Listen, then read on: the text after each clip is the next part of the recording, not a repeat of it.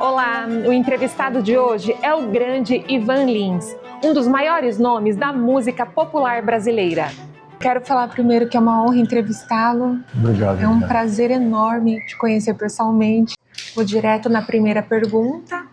O senhor lançou um álbum inédito em 2024. Sim. Depois de um intervalo de mais de uma década desde América Brasil. Como avalia esse retorno à produção autoral diante das transformações digitais, da monetização pelas plataformas e da forma com que as pessoas consomem música hoje? Olha, o mercado digital, de uma certa maneira, para mim, me tirou um pouco o entusiasmo. Porque, não pelo fato de eu poder, através da internet, divulgar minha música mais rapidamente, e não só no meu país, mas também no mundo inteiro, né, na mesma hora. Isso é a única vantagem que eu vejo em relação à internet, né, como um veículo de promoção, divulgação, né, de exposição da nossa obra. Agora, o que realmente me tirou o entusiasmo foi a monetização, porque antes da internet, a monetização dos meus direitos autorais e fonomecânicos davam para eu me sustentar muito bem. Eu não precisaria viver só de palco, porque quando eu cheguei a uma idade em que agora eu tenho que trabalhar e não posso parar mais. Eu só vivo basicamente do palco, porque a monetização através dos meus direitos fonomecânicos, né, que é a venda de disco, que existia na época, né, qualquer formato, CD, cassete, vinil, e a execução, quer dizer, direito autoral de execução, na internet acabou com isso basicamente, entendeu? A monetização existe, mas é muito, muito, muito, muito baixa. Né? Para você ter uma ideia assim, do bruto, do líquido, né? Mas do bruto, né? que entra dentro da internet através da utilização e venda e utilização monetizada, 80% ficam já nas plataformas e nas gravadoras. 80%. Dos 20% que sobram, as editoras ficam com 10%. E sobra a divisão para todos os compositores do mundo, todos, vai ser dividido em sei lá quantos milhões de 10%. Puxa. Você imagina quanto sai cada música. Né? Antigamente, assim, uma música minha, por exemplo, com a execução que tinha em rádio, televisão, além dos meus shows, claro, uma música dava para a gente se virar bem, né? Uma música que realmente fizesse sucesso, né? Que tivesse uma boa execução. E eu tenho várias. Como Madalena. Como Madalena, tenho. Começar de Novo, Vitoriosa, tenho várias que tocavam muito. Hoje elas são consumidas na internet e dão cada uma, por execução, por utilização, 0,00001 centavo. Né? Então, para você conseguir R$1, você tem que ter, talvez, para ganhar R$1 numa música, você praticamente tem que tocar 2 milhões de vezes. Olha só. Tem uma educação, se você quer ganhar 100, se você quer ganhar 10 mil, agora você imagina como é a execução. Complicado. Ficou complicado mesmo. Então, o que acontece? Eu vivo só de palco. E o palco me consome muito, porque tem viagem, tem preparação, tem banda, tem arranjos, tem uma série de fatores de produção, né, que exigem de mim um tempo maior, uma concentração bastante, porque eu sou muito exigente com os meus espetáculos, entendeu? Já que as pessoas pagam para me ver, eu faço o melhor possível para elas, entendeu? Para valer o ingresso que elas estão pagando. E então, assim, eu praticamente parei de compor e perdi um pouco o entusiasmo disso, de que a música começou a me cansar muito. Entendeu? Eu vivo muito da música de preparação para espetáculos, de mudança de repertório, de projetos diferentes, porque eu tenho projetos com orquestra, tenho projetos com pequena banda, com big band, com orquestras sinfônicas, né? Tenho projetos com duo, com trio, com quarteto, tenho projetos com outros acompanhamentos, né? Porque eu tive que abrir o meu leque para fazer do palco realmente o meu principal ganha-pão. Entendi. Entendeu? E o direito autoral que eu ganho, basicamente, o direito autoral que eu ganho vem dos meus próprios shows, que eu canto as minhas próprias músicas e ali eu recebo, entendeu? Mas não é o suficiente, por exemplo, para pagar meu seguro-saúde por mês. Não paga, né? Então, Difícil. Ficou difícil. E isso tirou um pouco o entusiasmo, e não só de mim. Tirou o entusiasmo de vários compositores, principalmente os da nossa geração. Você vê o próprio Chico, o Paulinho César Pinheiro, tem vários deles que... O Vitor Martins, meu parceiro, letrista, perdeu o entusiasmo totalmente, porque esse, então, nem vai ao palco cantar, ele não canta, ele só vive do direito autoral dele. Né? Então, você imagina, o padrão de vida dele caiu muito, como caiu de muita gente, né? De compositores e tudo. E eu não vejo ainda, dentro dos próximos anos, uma solução para isso, porque o lobby das multinacionais gravadoras e as multinacionais que são também as plataformas é poderosíssimo. Muito dinheiro, muito forte. Brigar com eles é muito complicado. Não sei. Eu fico esperando que a ciência, as boas ideias apareçam, que tenham gente, entendeu, capaz com formação e boas ideias e com boa cabeça para criar outras soluções para que a gente possa escapar dessa prisão, porque nós somos aprisionados dentro desse sistema. Esse sistema é no mundo inteiro, entendeu? E aprisiona todos nós, né? Eu sei que os jovens que já nasceram com esse sistema vivem de uma outra maneira. Eles construíram a forma de sobrevivência deles baseado já nessa realidade. Nós viemos de uma realidade antiga em que nós conseguimos viver muito, muito bem de nossa música sem precisar fazer concessões, nada, né? E isso acabou, de uma certa forma.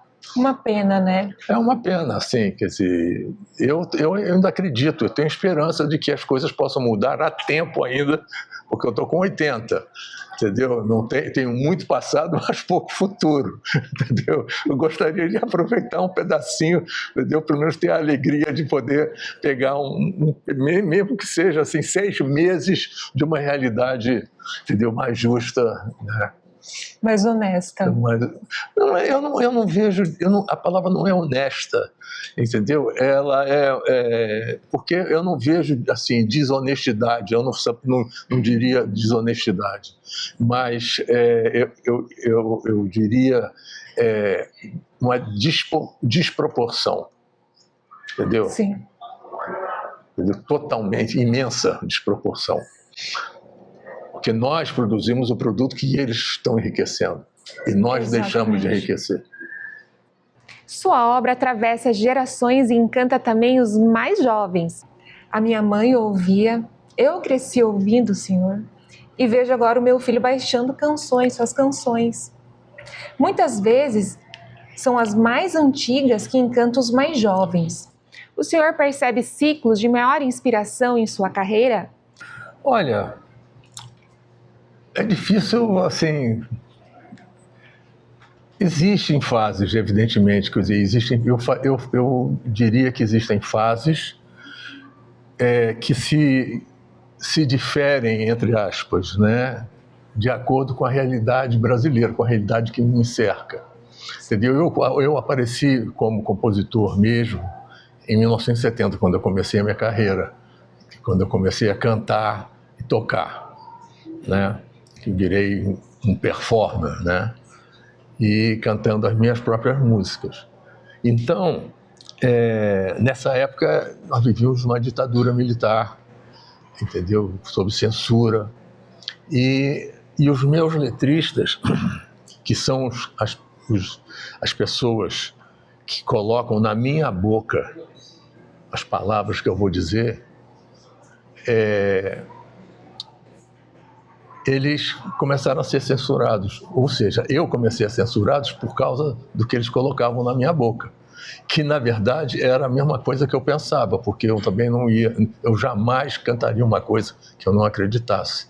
Então, quer dizer, meus parceiros, eu tive vários, mas principalmente dois, que é o Ronaldo Monteiro de Souza, que foi meu primeiro parceiro, e depois o Vitor Martins, que é parceiro até hoje, eu ainda tenho uma letra dele para musicar, né?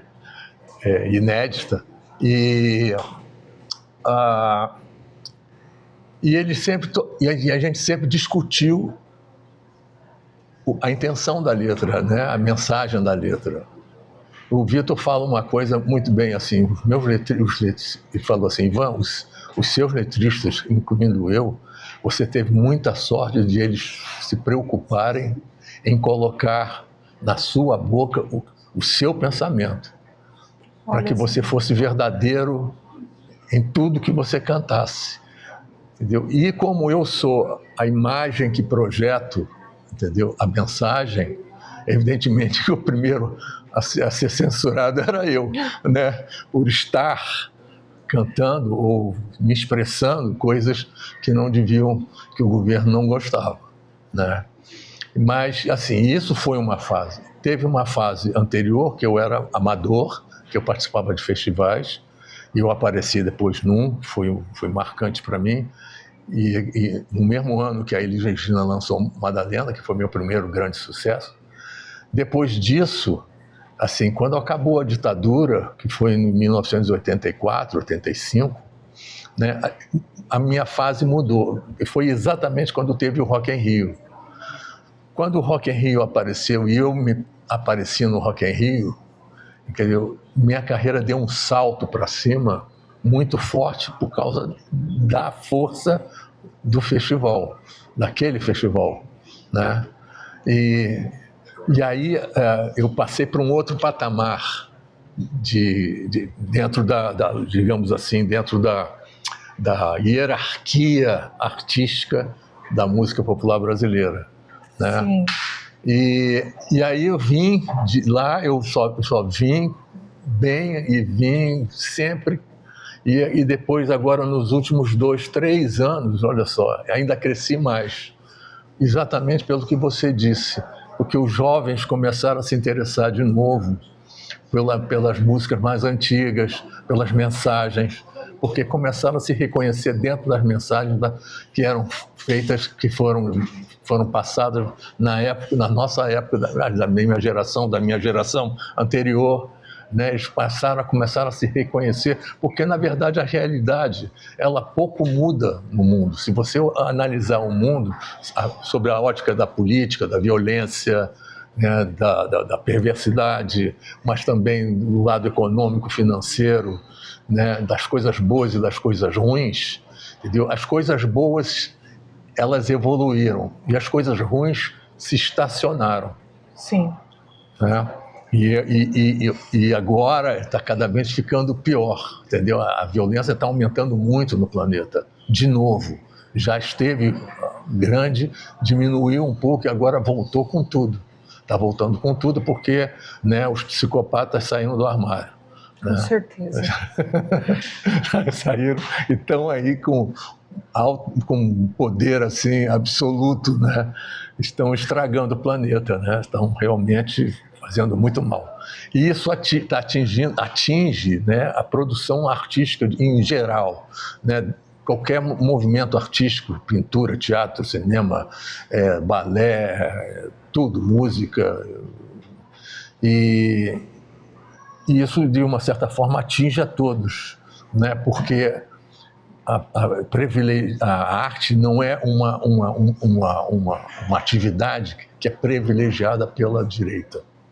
A direita é capitalista, entendeu? Então o negócio deles é ganhar dinheiro e não promover nenhum avanço intelectual, né? Espiritual, emocional.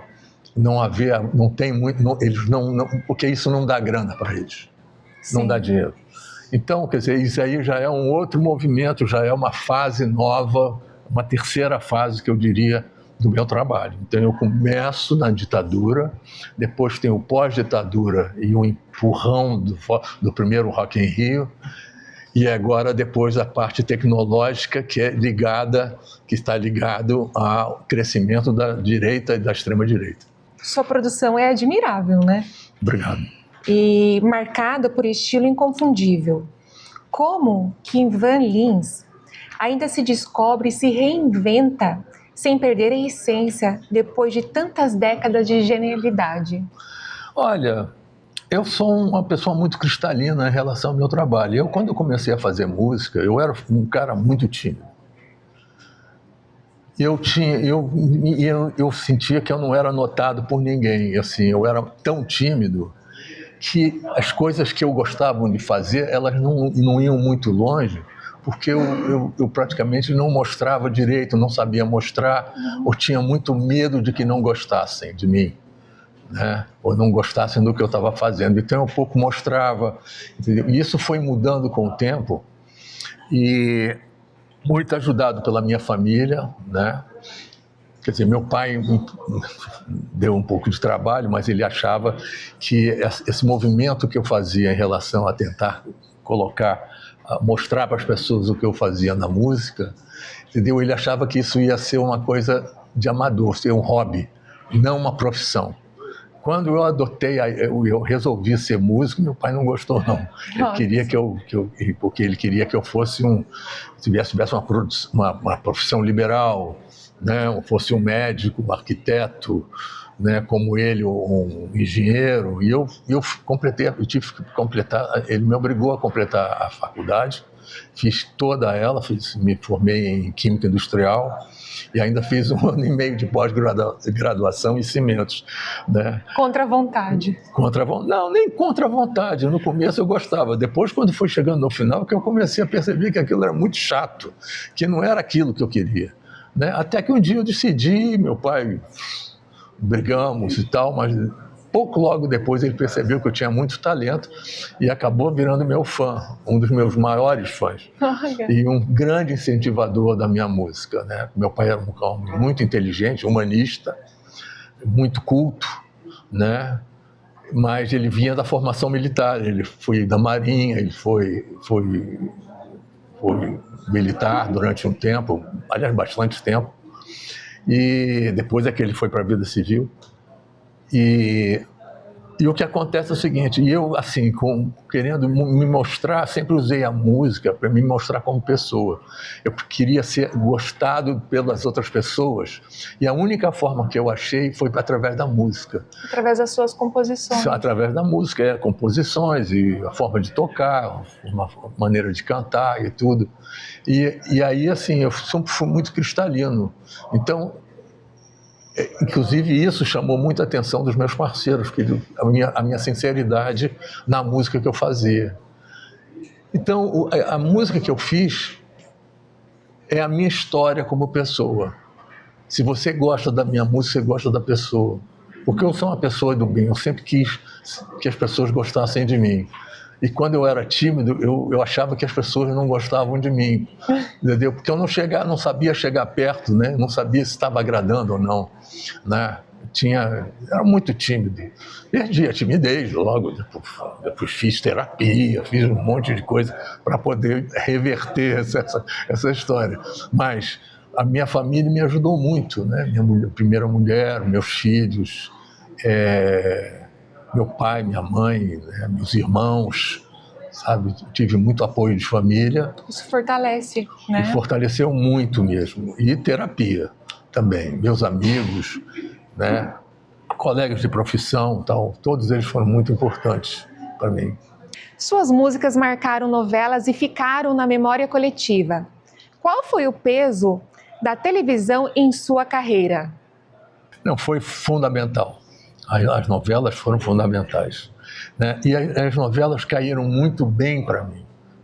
Como eu era uma pessoa muito emotiva com o meu trabalho, eu sempre fui muito compromissado com a emoção e com a beleza, com o encantamento. Sabe? Eu sempre quis encantar as pessoas para que elas gostassem de mim, né? Então eu sempre me concentrei, vou fazer a coisa mais bonita que eu posso. Então minhas músicas sempre foram um esforço pessoal, espiritual, de eu poder fazer uma coisa bonita para as pessoas. Sempre passar uma mensagem boa, se bem que tem alguns momentos assim que eu fui mais duro, mas na verdade eu sempre tentei passar para as pessoas uma coisa boa, porque eu sou uma pessoa boa, eu sou um cara do bem. Dá para ver. Sabe? Então, sou religioso, sou muito honesto, sou muito direito com as pessoas, sabe? E eu queria muito que as pessoas gostassem de mim. Então, meu trabalho ele sempre levou essa característica humana, a mais bonita que eu pudesse dar para ela, né? Então, as novelas na época, como eram muito ligadas à emoção, amor, né? Elas eram líricas, românticas, não sei o quê. A minha música casou e eu comecei a incluir, as minhas canções começaram a ser incluídas dentro de novelas. Eu tenho acho que até umas 50 canções que entraram em novelas, né? Não sou o que tem mais, né? Tem gente que teve mais, né? Talvez Roberto Carlos, Caetano Veloso e tal, mas eu tinha só esse fato de ter sido incluído nas novelas ajudou muito a dar visibilidade a mim e às minhas canções. Elas foram fundamentais. Sua parceria com Vitor Martins já dura mais de meio século, uma longevidade rara até em casamentos. Como mantém esse elo criativo e ainda se desafiam? Ainda existem territórios que desejam explorar juntos? Olha, na verdade existe. Mais da minha parte do que do Vitor, porque o Vitor, de uma certa maneira, ele se desencantou também com a realidade autoral da internet, entendeu? Ele desencantou vários, né?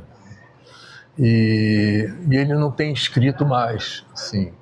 Nós temos nos prometido a retomar o trabalho, mas eu sinto claramente que o entusiasmo dele arrefeceu. O meu já arrefeceu também, mas eu ainda estou aberto a produzir mais, entendeu? E tenho ainda disposição para isso. Mas eu acho que o Vitor não tem, sabe? O Vitor, ele é mais 2 anos mais velho que eu e tá assim, velhinho, né? Ele parece um ermitão, assim, um cara. Ele sempre foi um cara muito fechado, nunca gostou de aparecer, sabe? Ele sempre se manteve assim no anonimato, produzindo aquelas poesias, aquelas letras maravilhosas. Sim. Nós fizemos um catálogo, um repertório realmente poderoso, assim, eu consideraria, né? De uma contribuição para o mundo sobre o aspecto filosófico, ideológico, emocional, espiritual, muito forte, né? Isso deve-se, claro, à capacidade do Vitor ser a pessoa que ele é. E com quem eu me combinei, assim, me dei maravilhosamente bem quando a gente começou a parceria, né? A preocupação dele também comigo, assim, e as nossas conversas, convivemos muito, somos assim amigos, assim, talvez ele seja o meu melhor amigo, né? Acredito que ele seja mesmo, assim, meu melhor amigo mesmo, de coração. E o fato dele ter essa capacidade maravilhosa, mágica, eu chamo ele de bruxo às vezes, né? De poder produzir assim textos assim geniais. Isso de uma certa maneira me ajudou muito, também me ajudou muito para a minha carreira crescer, né? Porque não é só a música por ser bonita, pelo capricho que eu tenho, mas também está bem acompanhado por uma literatura rica, né? Poderosa. Isso assim, então, quer dizer, a gente pensa eu gostaria muito, né? Eu ainda, graças a Deus, eu ainda tenho essa letrinha que eu estou esperando o momento certo para colocar a música, né? E que é linda, a letra, linda, linda, linda, linda. E vamos ver se de repente, se eu fizer essa música e colocar ela no mercado e acontecer alguma coisa, eu acho que talvez ele se entusiasme. É mesmo. Eu tenho essa fé. Uma boa ideia. Eu tenho essa fé, sim. Muitos de seus versos tocam o espiritual e com uma simplicidade que assusta, como em Bilhete. O senhor considera a canção também uma forma de oração? Eu acredito, porque eu acredito muito.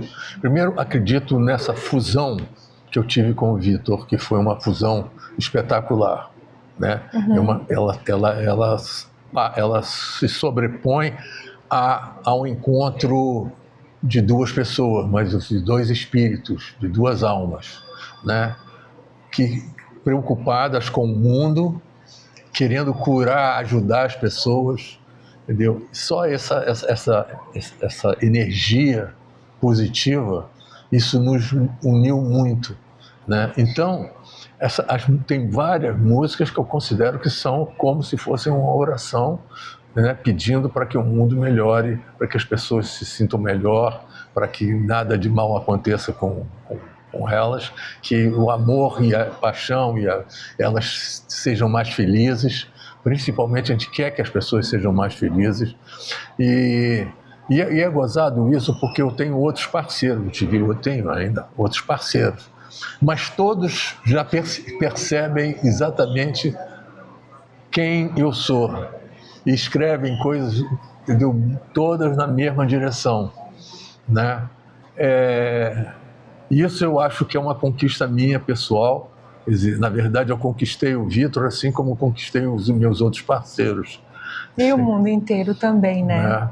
Isso foi muito importante para mim. Eu acho que tem canções que são verdadeiras orações mesmo. Sua música equilibra sofisticação, harmonia e popularidade. Esse equilíbrio nasce mais da intuição ou da construção consciente? Olha, na verdade, nasce pelas melodias, porque a minha escola melódica vem de muitos anos atrás. Na verdade, vem dos estándares americanos e dos anos 40, principalmente dos anos 50 da música popular brasileira.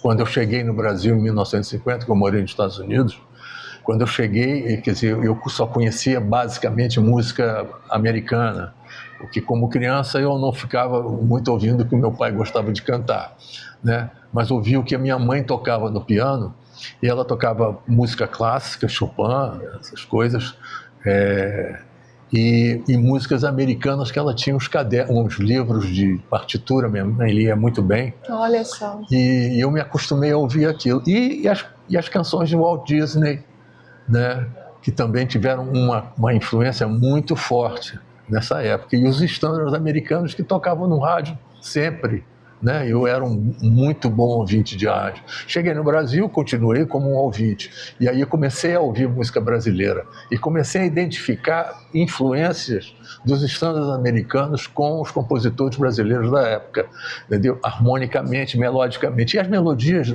nessa época, sempre foram muito simples. Era aquela coisa assim, uma melodia que tem que contar uma história.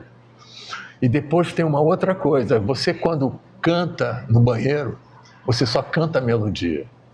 Você não canta a harmonia, você não consegue, porque tem que fazer 3 vozes, você só produz uma, Sim. Que é a melodia. Então, e a melodia, quando você canta, você projeta na sua cabeça um sentido harmônico muito mais primário, mas muito correto em relação à melodia que você está cantando, porque por causa da audição que você teve. O Luizinho Essa dizia o seguinte, que é impossível você conseguir ouvir ao mesmo tempo mais do que 3 informações, entendeu? Então, o que acontece? Você ouve a melodia e intuitivamente, né, você percebe 2 notas da harmonia ou uma nota da melodia e o ritmo. Só é o que você consegue perceber numa música. Você não tem capacidade de perceber tudo. Lógico que tudo está lá, mas o seu cérebro concentra tudo em 3 informações. 3 informações. Em 3 informações. Então, é incrível essa teoria, mas é verdadeira. Então, eu sempre me preocupei mais, todo mundo, assim, eu sou um compositor harmônico, sou conhecido no mundo inteiro por causa das minhas harmonias. Sim. Mas eu considero na minha música o mais importante a melodia. A minha melodia, eu diria que é a modelo de moda. E a harmonia é o designer, é o Armani, é a Gucci, entendeu? É que veste a melodia. Mas a essência humana está na modelo. A roupa é só o enfeite. E a modelo é quem mostra a harmonia. Então a melodia carrega a harmonia, né? Então minhas melodias chegam primeiro, porque o que eles acham incrível é como essa harmonia coube nessa melodia. Mas a melodia é que é fundamental, porque ela é que conta a história. Entendeu? Ela é que ganha a letra, não é a harmonia. Entendeu? Ela é que sai da minha voz, né? Como é ver a sua obra ganhar vida em vozes tão diferentes da sua e em estilos tão variados? Bom, eu comecei como compositor. Antes de começar a cantar, eu era só compositor. E gostava muito, e eu sonhava sempre, eu compunha pensando em cantoras. Depois, quando eu começava uma música, não sei o que tal, essa música se fosse cantada pela Leninha Andrade, se a música fosse cantada pela Elis Regina, se essa música fosse cantada, né, pela Elisete Cardoso, isso... Então, eu imaginava essas músicas sendo cantadas por outras pessoas. Então, eu compunha de uma maneira em que, assim, na minha fantasia, dos meus sonhos, eram músicas que eu gostaria de ouvir com determinados cantores ou intérpretes, né? E me habituei muito com isso, né? Assim, quando eu comecei a cantar, eu ainda fazia muita música para intérpretes, né? Porque eu nunca parei assim, nas últimas 2 décadas, talvez, é que eu comecei a compor mais para mim mesmo. Até antes, eu ainda imaginava que essa música podia ser cantada por fulano, cicrano, não sei o que e tal. Mas sempre no meu sonho, na minha imaginação, né? Fiz muita música para Elis depois que ela tinha partido. Uma pergunta, o que o senhor sentiu quando ouviu Elis Regina cantando a Madalena? Olha, eu não acreditei. Primeiro porque ela pediu uma música. Eu já achei isso, que me pediu uma música, Elis. Eu tinha 3 músicas novas e eu mandei essas 3 numa fita cassete e uma delas era a Madalena, para ver se colava, entendeu? Eu falei assim, bom, primeiro eu vou mandar essas que eu gosto delas e se ela não gostar de nenhuma, eu vou tentar compor uma para ela. Mas ela adorou Madalena e escolheu Madalena, e aí foi através de Madalena que eu conheci ela. Ela foi uma grande professora, uma grande amiga minha, eu aprendi muito com ela. Mas eu não acreditava, eu me sentia assim, que um sonho estava sendo realizado, porque ela povoou a minha imaginação durante anos e anos e anos quando eu comecei a compor, que foi por volta de 1966, 67. A Elis Regina tem uma voz Sim, imensa, para uma mim foi uma das potência. maiores cantoras que eu ouvi cantar na vida.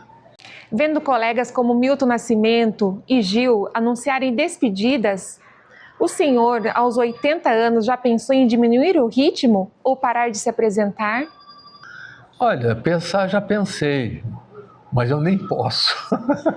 Então, o que é que vai? Como eu não posso parar, eu reverto a cabeça e me coloco a serviço da minha profissão.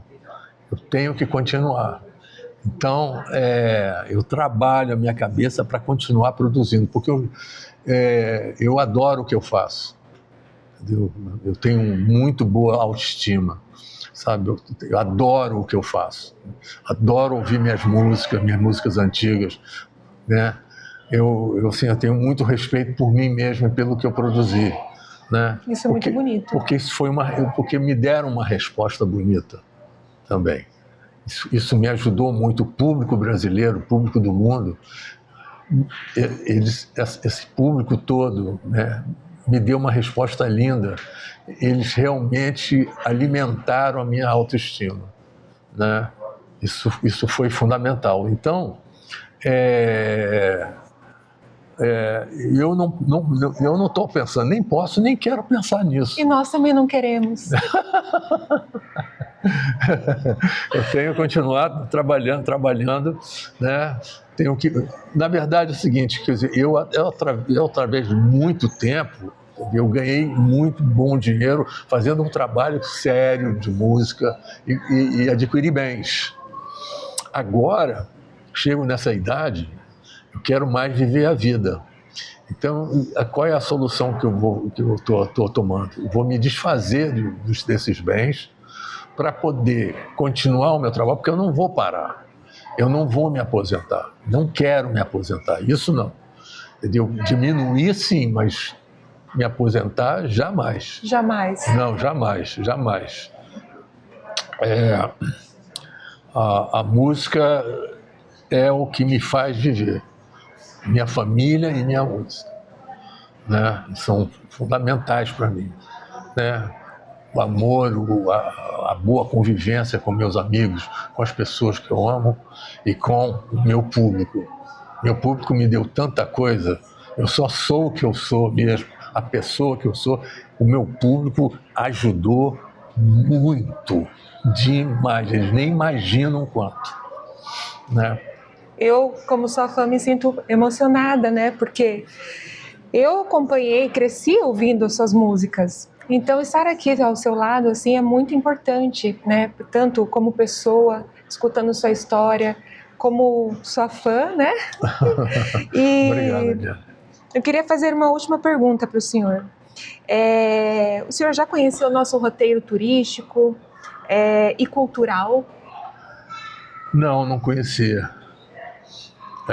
Eu sim, conheci o hotel, mas o hotel que eu conheci na época, eu já fiquei aqui no Bourbon, né? Outras vezes. E, aliás, eu acho que eu só fiquei no Bourbon, né? Quando eu vim, não, minto. A última vez que eu vim para cá é que eu fiquei no Bourbon, mas não era assim ainda.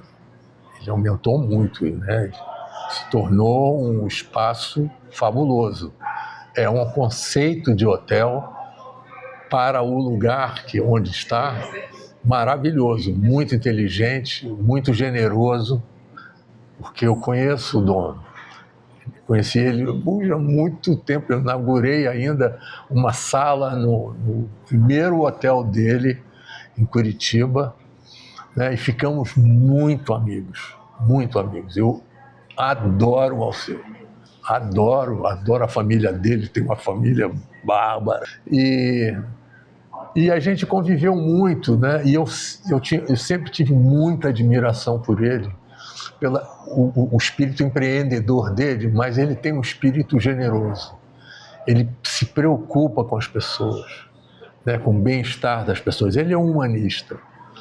Um humanista dono de hotel sempre vai fazer coisa bonita, sempre vai fazer coisas sabe, ligadas ao bem-estar humano, ao prazer humano, né? Então, agora eu já conheço porque o mapa, já me explicaram como é que eu fui dormir, fucei tudo, né? E estou só entristecido de estar aqui tão pouco tempo. Eu quero voltar, eu já combinei com a Valéria, minha esposa, a gente quer voltar aqui, ficar uma semana sem fazer nada. Aproveitando, sabe? Aproveitar, porque tem que aproveitar esse hotel. Esse hotel, entendeu? É incrível. Tem coisas assim maravilhosas aqui, salas de jogos, esporte. Eu pratico esporte, sempre pratiquei esporte na minha vida, se bem que hoje eu tenho que fazer muito pouco, muito menos, né? A idade não está mais ajudando. Mas assim mesmo, eu sempre pratiquei esporte na minha vida inteira. Nós temos um respeito pela natureza e achamos que o mundo ele é fundamentalmente a natureza. Nós somos apenas moradores, né, habitantes dessa natureza, e fazemos parte dela, porque quando a Terra foi formada, deve ter vindo também, vieram os animais e também vieram os homens, né?